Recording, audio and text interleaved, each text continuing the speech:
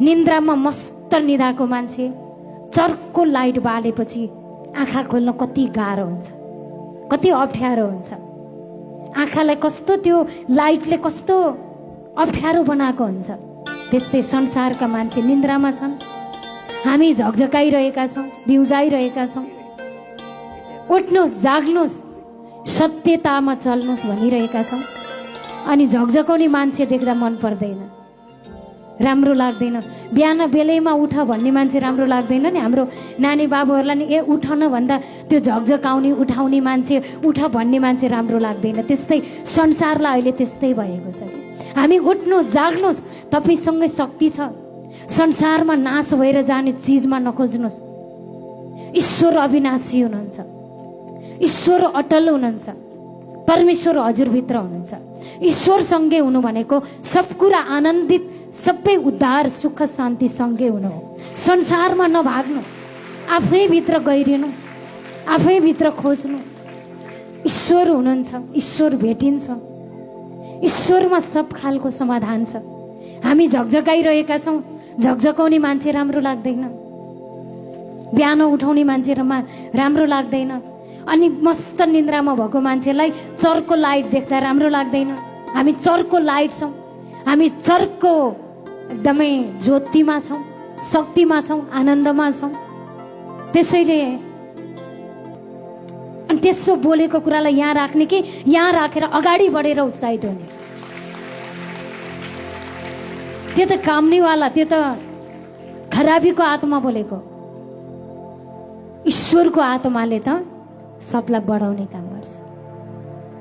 परमेश्वरले त सबको उद्धार गर्नुहुन्छ।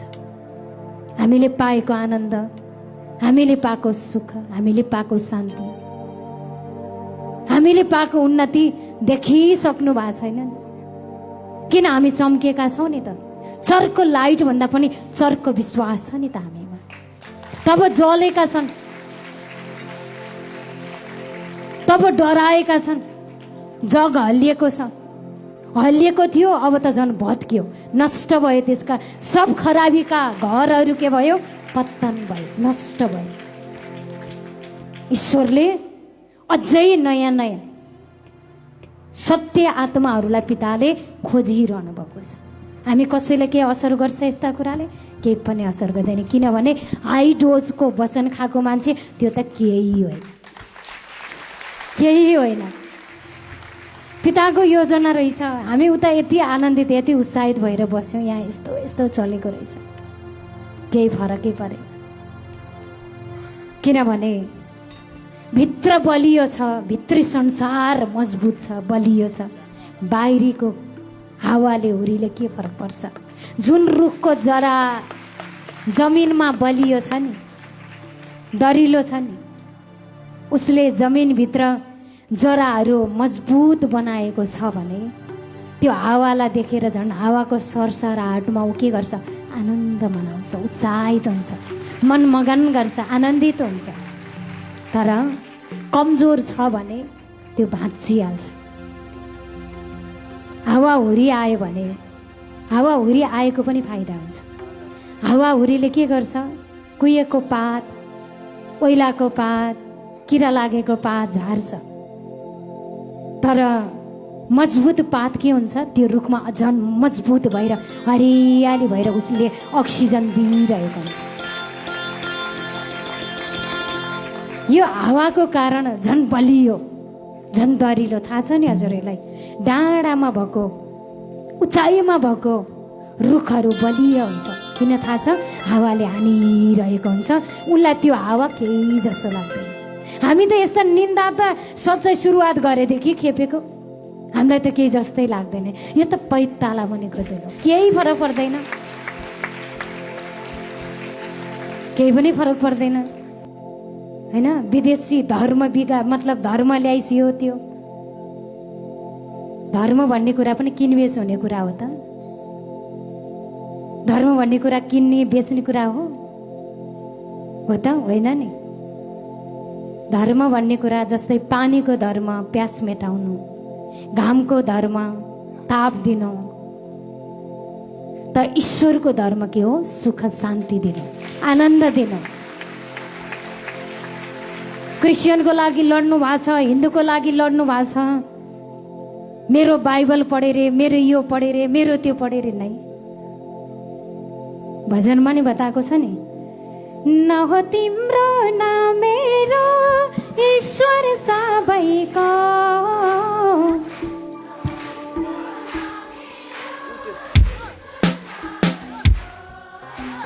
यो सृष्टि हो ईश्वरको होइन कसैको।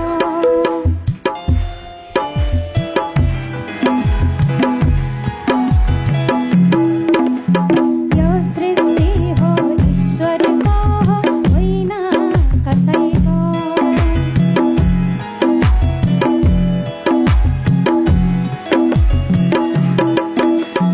परमात्मा धन्यवाद गर्छु यीशु मसीहको नाउँमा, हैन? यस सृष्टि, यस सारा चीज कसको त? हाम्रो पिता परमेश्वरको। अनि हामी सब कसको? कसको त हजुर? हामी सबैजना कसको?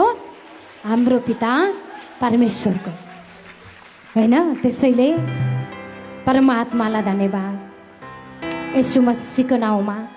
हो यस्तै आत्मा बोलेको हो के। यस्ता आत्मालाई त हामी एक शब्दबाट हट भनेपछि त्यो चट भइहाल्छ।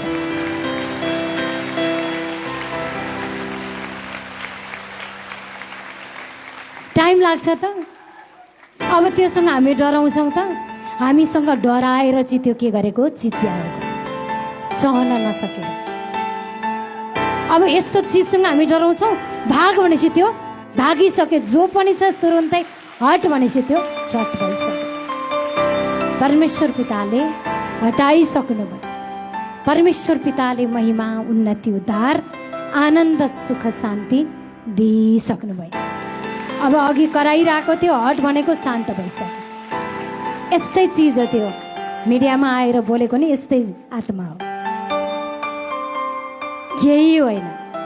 किनभने हामीसँग शक्तिको महान मालिक पिता परमेश्वर हुनुहुन्छ।